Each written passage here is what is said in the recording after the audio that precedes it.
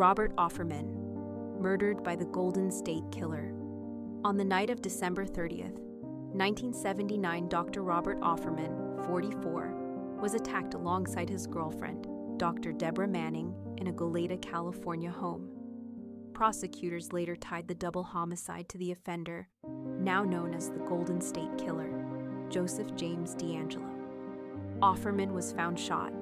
Evidence indicated a blitz home invasion consistent with the offender's escalating violence as he moved from rapes to murders.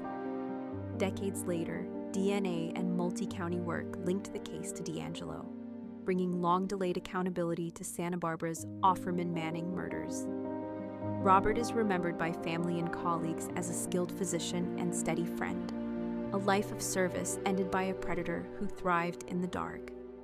May his memory outshine the man who took it. Debra Alexandria Manning, murdered by the Golden State Killer. Debra Manning, 35, a physician, was murdered with her partner, Dr. Robert Offerman, in Goleta on December 30th, 1979. The couple's slaying was one of the earliest Southern California murders, later charged to Joseph James DeAngelo, identified decades afterward through DNA-based genealogy and multi-jurisdiction prosecutions. Goleta residents had lived with unanswered fear for years. Charging documents finally named the killer and matched patterns seen in other cases. Nighttime entry, binding, extreme violence. Debra was known for her dedication to patience and quiet generosity. Her legacy is the care she gave and the loved ones who still speak her name. Janelle Lisa Cruz, murdered by the Golden State Killer. On May 4th, 1986, 18-year-old Janelle Cruz was home alone in Irvine, California, when an intruder attacked and killed her. Investigators later determined she was the final known homicide victim of the Golden State Killer.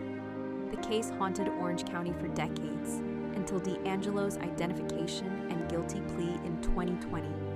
Janelle's murder bore the offender's hallmarks: prowling, stealth entry, and extreme brutality. Loved ones described Janelle as funny, resilient, and starting to find her path. She's remembered not for the horror of that night, but for the light she carried in a short life. Mary Louise Cannon, murdered by the Night Stalker. In the early hours of July 2nd, 1985, 75-year-old Mary Louise Cannon was attacked in her Arcadia home by Richard Ramirez, later known as the Night Stalker. Trial records described knife wounds, blunt force trauma, and strangulation. Violence that fit Ramirez's spree of home invasion murders across L.A. County that year. Ramirez was convicted in 1989. Mary's neighbors remembered a gracious woman who kept to her routines and loved her community. Her memory belongs to her family and friends, not to the notoriety of the man who took her life. William Bill Makoto Doi, murdered by the Night Stalker. On May 14, 1985, 66-year-old Bill Doi was shot in the face inside his Monterey Park home when he confronted an intruder, Richard Ramirez, who then ransacked the house and assaulted Doi's wife. Bill died of his injuries at the hospital. The attack became a key count in Ramirez's 1989 convictions and illustrated the randomness and cruelty of his spree. Bill was a devoted husband and a respected neighbor. He faced danger head-on in his own home. That courage is what endures when we speak his name. Megan Waterman, murdered in the Gilgo Beach serial killings.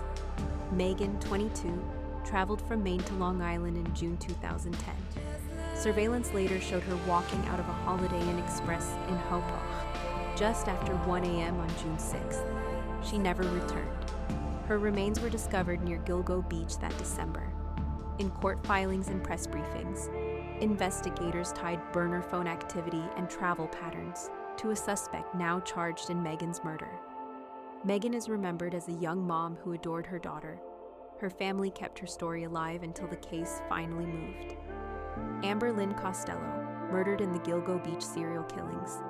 Amber, 27, left her West Babylon home on September 2nd, 2010, to meet a client who had repeatedly called with a high-pay offer. She never came back.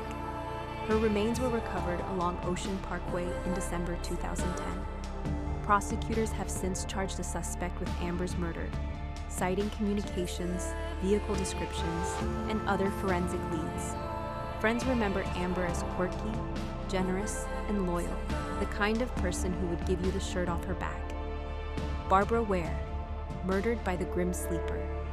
On January 10, 1987, 23-year-old Barbara Ware's body was found in South Los Angeles after a 911 caller reported seeing a van dump a woman and drive off. For years, her murder was one of many unsolved South LA killings. In 2010, LAPD arrested Lonnie Franklin Jr., later convicted as the Grim Sleeper, with Barbara among the victims named by prosecutors. Her family describes a smart, loving woman whose life was stolen and whose case was too long ignored.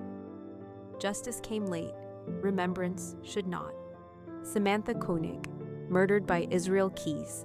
On February 1, 2012, 18-year-old Samantha Koenig was abducted from the Common Grounds coffee kiosk, where she worked in Anchorage, Alaska.